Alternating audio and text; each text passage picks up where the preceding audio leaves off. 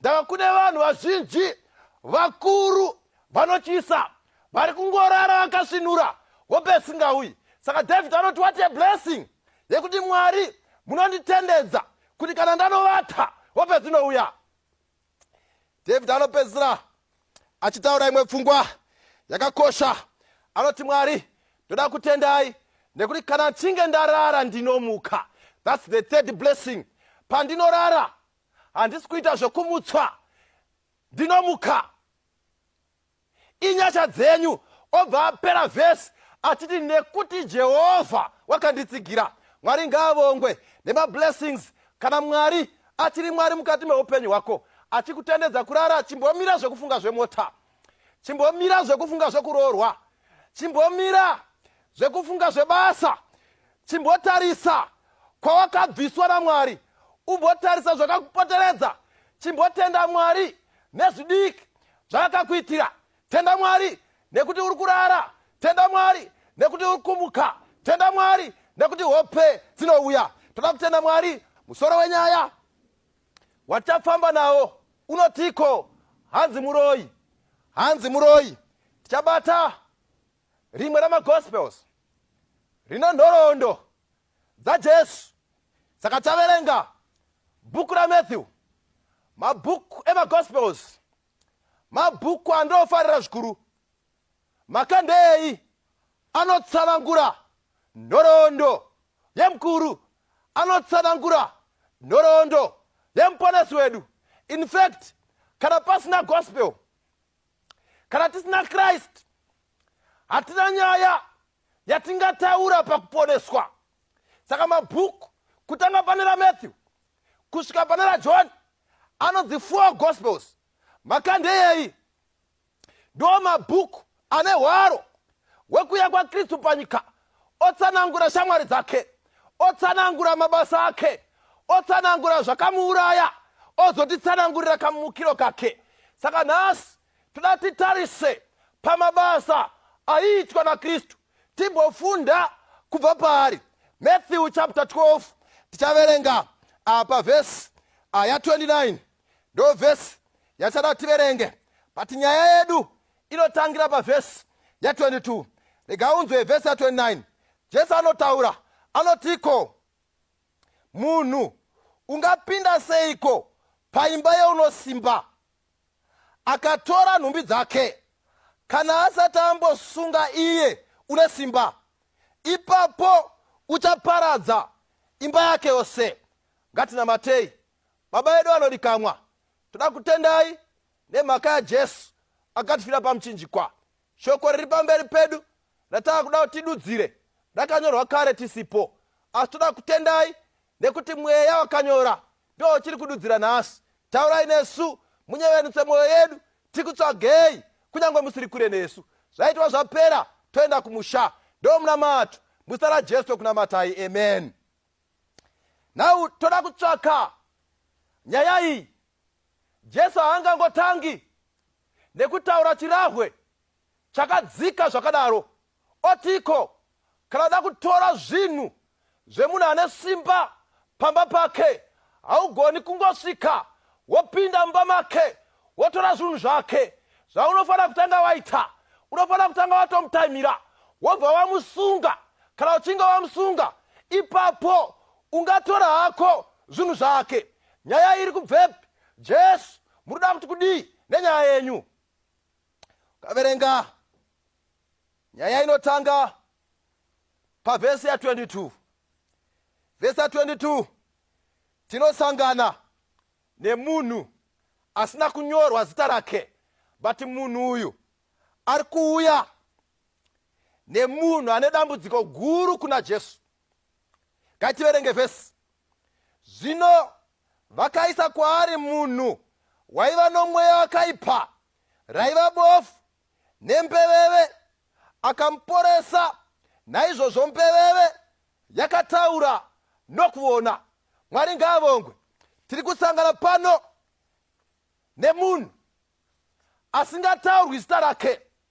Bhaibheri rinongoti munhu wakauya nemunhu anga ane matambudziko maviri.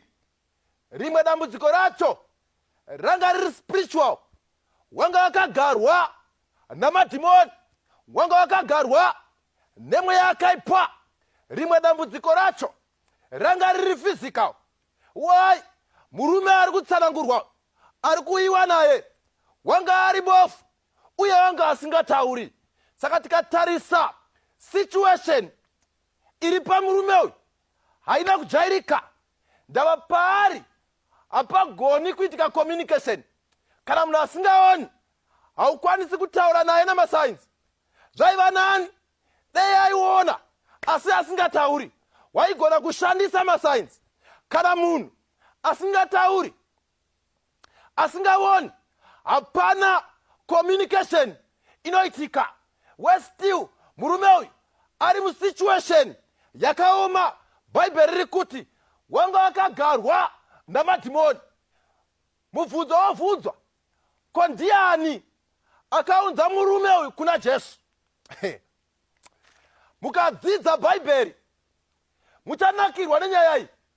Ndava Bhaibheri ichitsanangura haritipi kuti akaunza bofu iri kuna Jesu ndiani, but pane pfungwa yakakosha ingangobuda pavhesi ya14 ingangotibatsira kuziva munhu akaunza munhu pavhesi ya22. Rega tiverenge vhesi ya14. Udzoti inoti kudii? Inotiko, then the Pharisees went out and plotted against him, how they might destroy him.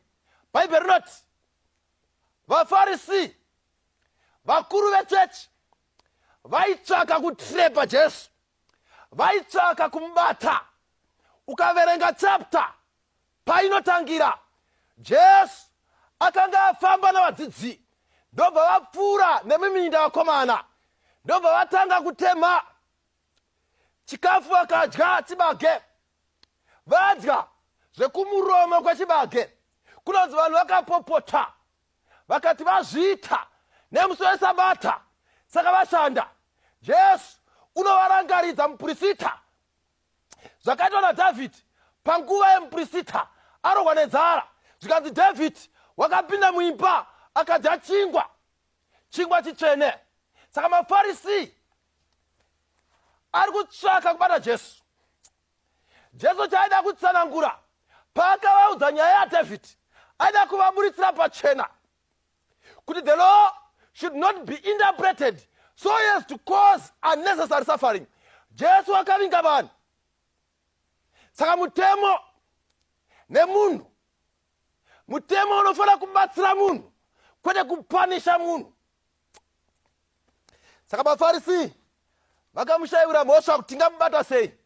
Saka nau vaFarisi vari kutsvaka mukana wekuti vamutrepe, wekuti vamubate. Saka ukainzwisa panyaya iyi uri pavhesi 14 kuti maFarisi aida kutrepa Jesu, wozoenda pavhesi ya22 Bhaibheri robva rati mumwe munhu akamuudza pamberi paJesu. Zvinobva zvabuda pachena kune vanoongorora Bhaibheri kuti munhu akaunza munhu pana Jesu akanga ari muFarisi, kwete aitsvaka kuponeswa kwemunhu uyu, kwete, but waitsvaka kutrepa Jesu kuti amubate, amupomere mhosva, amuuraye. Saka kana paine mistake yakaiswa nemuFarisi kuendesa munhu uyu kuna Jesu, kwavari vaiona munhu uyu the demon possessed, vaiona munhu uyu bofu iri yetu yekushandisa kubata Jesu. Saka pavari kumubata vachienda naye kuna Jesu, kwavari vari kuti tsoro dzedu dzabuda. Nhasi mukomana uyu anozviti mwana waMary, mwanakomana waJosefa, nhasi tinomuparadza. But Jesu achiona bofu richiuya, ari kuona bofu. maFarisi vari kushanda as a tool for this man's salvation. Usaita mistake yekutora munhu ari musituation, yekutora munhu ari mudambudziko woenda naye pana Jesu uchifunga kuti uchanyadzisa Jesu, kana kuti uchifunga kuti uchafumura Jesu. Kana ukatora mutadzi ukaenda naye pana Jesu, kana ukatora munhu ari kurwara ukaenda naye pana Jesu, ukatora munhu ari muchitema ukaenda naye pana Jesu, wakatarisira kuparadzwa nekunyadziswa kwake, Jesu anokutora as a tool yashanda for the salvation of the sinner. Jesu anokutora as a tool yashanda for the healing of this man who is in a situation. Jesu haavingirwi munhu ari musituation akamusiya akadaro. Kadade nadenga endesa munhu ari musituation pana Jesu. Unenge wadera denga ukatora munhu ari barren ukamuendesa pana Jesu uchifunga kuti uri kumunyadzisa, denga harinyarari rinopindira nyaya idzodzo. Ukatora munhu wanetswa nemurume ukamuindisa pana Jesu uchifunga kuti uri kumufumura, denga harinyarari panyaya idzodzo. Ukatora munhu kunyangwe muroyi ukamuendesa pana Jesu haasari akadaro. Mwari wekudenga ngaavongwe. Bhaibheri rangu pavhesi ya22, nometa chikonzero chasunda mafarisi kuti vaunze munhu pana Jesu, Mwari ngaavongwe. Why? Nekuti ava pana Jesu anoreceiva ruponeso rwake. Jesu anoponesa nyaya dzake, anogadzirisa the spiritual, ogadzirisa the physical. So in other words, this man was made whole. Ukatora munhu abvaruka nechitema, ukatora munhu abvaruka nerurwere, ukatora munhu ari musituation yakaoma ashupika nenyika inoi, ukaenda naye pana Jesu. This morning I want to tell you, my brother, I want to tell you, my sister, that person shall be made whole na Kristu watakatenda maari. Saka munhu uyu anoenda pana Jesu. Vhesi ya22 kunonzi Jesu aona. Jesu akaporesa, ndokubva munhu aona. Number 1. Number 2, ndokubva munhu ataura. Pane chandinofarira pana Jesu. Ukaiverenga nyaya yacho pana Matthew 14 vhesi ya14 ichakuudza kuti Jesu achiparidza vanhu vaungana paari. Akaona kuti vanhu vane nzara. Bhaibheri rangu rinoti he felt compassion. Wakavanzwira tsitsi. Ukaiverenga nawo wovhundunyura muchiGreek kuti compassion iyi zvakamira sei, pakashandiswa a passive form. Saka zvazvaireva ndezvekuti Jesu haana kufidha vanhu 5,000 sekutaura kwatinoita nhasi. Jesu haana kufidha. Saka kana Jesu asina kufidha vanhu, why tichiti haana kufidha? Because it's in a passive form. Saka kana Jesu asina kufidha vanhu 5,000, ndiani akavafidha? Zvaiva mari ndo zvakamufidha. Jesu ane mechanism inoresponda kusituation. Amupova na Mwari haafungi kuti ndaakuita miracle, because mamiracles ndo nature yake. Imi ndi munoona sekuti paakuitwa miracle, but kwaari kudenga harifungi kuti ndiri kuita miracle, rinongoreacta kusituation. Mechanism yake haigoni kuona munhu ari musituation yomusiya akadaro. Mechanism yake haigona kuona mutadzi yomusiya akadaro. Mechanism ya Jesu ndeyekuti kana ikangoona munhu ari musituation anoresponda kusituation yacho, ounza solution kwazviri. Saka ndosina kuzikanwa nemafarisi pavaitora bofu votora a demon possessed vachienda naye kuna Jesu. Havana kuziva kuti chakasiyirwa denga nemukomana uyu kubatsira vakadaro. Chakasiyirwa denga naJesu ndechekuti varasikirwa netariro vave netariro, vari kurwara vaponeswe. Havana kuziva izvozvo. Saka vanomira voti regai titarise drama richiitika. Saka ukatarisa vhesi ya23 Jesu aporesa munhu. Vhesi 23 inonditaura iyo kudi vanhu vazhinji vose vakashamiswa vakati, ko uyu haasi mwanakomana waDhavhidhi here? Is this not the son of David? This is a Christological title yashandiswa, son of David.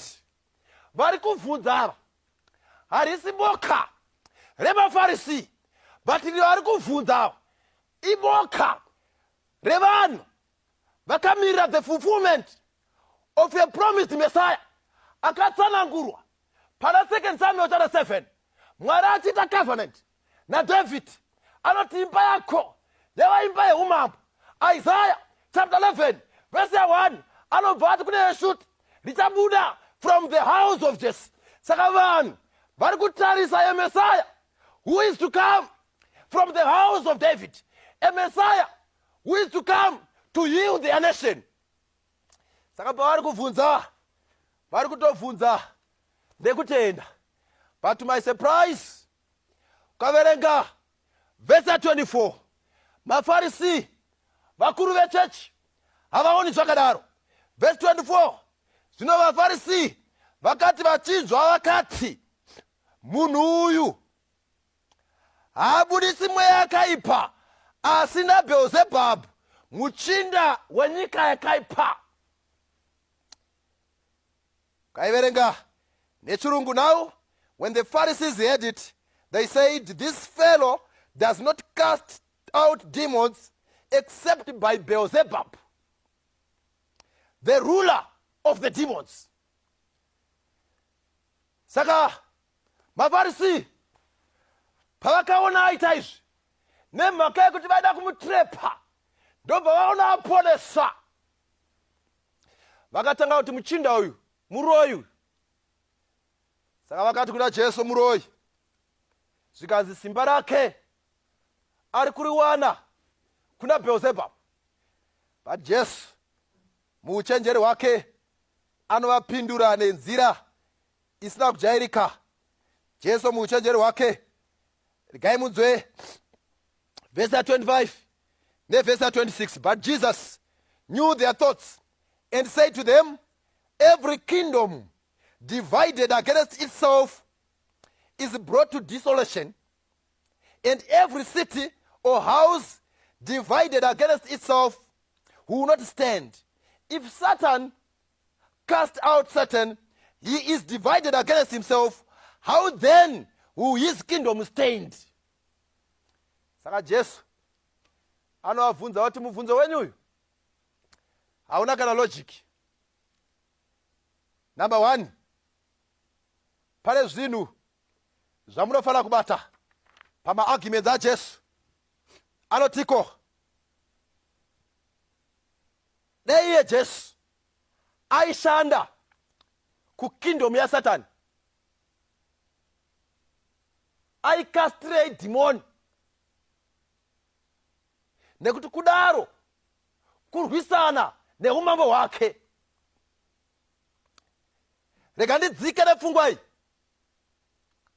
Jesu chaari kutaura abvuma, number 1, kuti the devil ane kingdom, but iye saJesu ane kingdom yake. Uye kingdom yaJesu, umambo hwake hune simba kudarika umambo waSatani. Saka there is no way yangati iye ane simba oshandisa umambo husina simba. Ambo nganditsanangure ndiuye padhuze kumusha. Chiri kutsanangurwa naJesu. Jesu ari kutiko, mukaona Satani aita mabasa ake, zvikaita sekuti munhu uyu adzikinurwa futi the servant yaSatani, hapana zvaitwa ipapo. It's just a strategy yaari kushandisa. Jesu haana kuramba pfungwa yekuti Satani anogona kutoita maservants anoita seanobatsira. Haupo. Ndiri kuti nepfungwa iyi Jesu ari kutiko, munogona kuita semaroyi wasisi,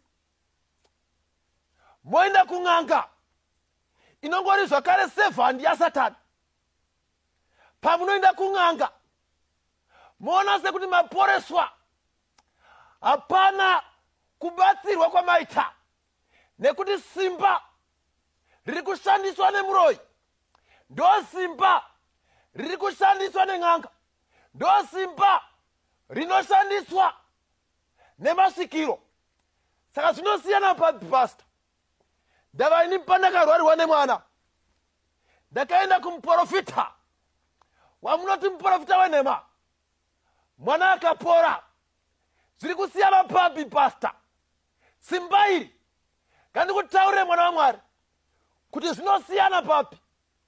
Paunoenda worwariswa uri mukingdom yawakaipa, wonorapwa uri mukingdom yawakaipa, Yesu unogona kutopora, but you never be made whole. Unogona kutopinda mumba men'anga, mwana achirwara obuda apora. Is the strategy yaSatani, nekuti kingdom ndeimwe uye umambo haurwisani. Saka muroyi nen'anga ndere umambo umwe chete, havarwisani. Saka muroyi akakuroya, n'anga ikanokuporesa, simba rakurwarisa ndo simba rakurapa. But zvasiyana kana waporeswa naKristu, nekuti kuporeswa kwaKristu kunounza wholesome. Unopora physically, wobva wapora spiritually.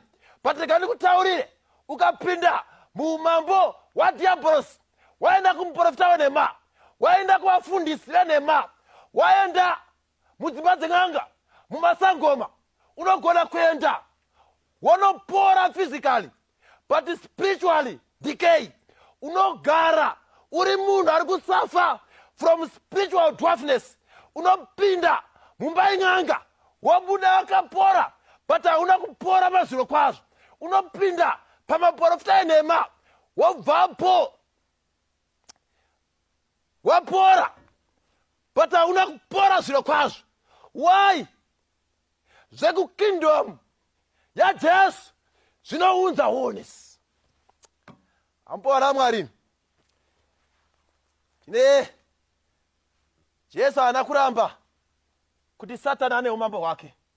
Patati ukaona Satani akuita cast out Satani, you need to question, because the difference ndeyekuti Satani paanoita cast out Satani is a strategy.